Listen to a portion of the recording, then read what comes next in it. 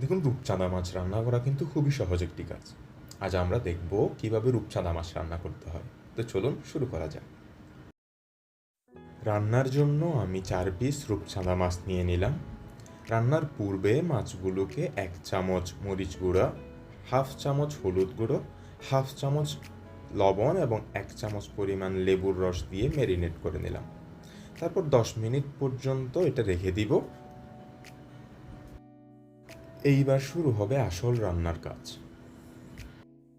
প্রথমে একটি প্যানে পরিমাণ মতো তেল দিব। তারপর মাছগুলো এক এক করে ফ্রাই করে নেব। তো আমি মাছগুলো সুন্দর করে তেল থেকে ফ্রাই করে নিচ্ছি। তবে মনে রাখবেন, এই সময় চুলা মিডিয়াম আঁচে থাকতে হবে, বেশি হয়ে গেলে সমস্যা হতে পারে। এবার মাছ ফ্রাই করা হয়ে গেলে অবশিষ্ট তেলের সাথে অল্প খানিকটা তেল যোগ করতে পারেন। এরপর 1 কাপ পেঁয়াজ কুচি দিয়ে দিন। পেঁয়াজগুলো একটু নেড়ে ছেড়ে দিন যাতে হালকা বাদামি রঙের হয়ে যায়। এবার 2 চামচ মরিচ গুঁড়া, 1/2 চামচ হলুদ গুঁড়া, 1 চামচ ধনিয়ার গুঁড়া ও পরিমাণ মতো লবণ দিয়ে ভালোভাবে কষিয়ে নিতে হবে।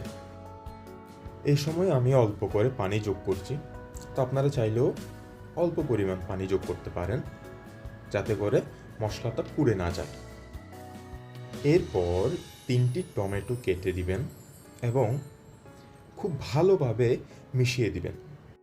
এরপর মাছগুলো দিয়ে 2 মিনিট কষিয়ে নেবেন। এই সময় চুলা অল্প আঁচে রাখবেন যাতে মাছগুলো ভেঙে না যায়। এরপর আমি 1 কাপ পানি দিয়ে দিলাম, তবে আপনাদের যতটুকু প্রয়োজন আপনারা ততটুকুও দিতে পারেন। এবার অল্প ধনেপাতা দিয়ে ঢাকনা দিয়ে দিন এবং চুলোর আঁচটা বাড়িয়ে দিন। এরপর মাছটি রান্না হতে মোটামুটি 5 মিনিটের মতো সময় লাগতে পারে। 5 মিনিট অপেক্ষা করুন। এরপর যদি দেখেন যে রান্না হয়ে গেছে, তাহলে চুলা বন্ধ করে দিন।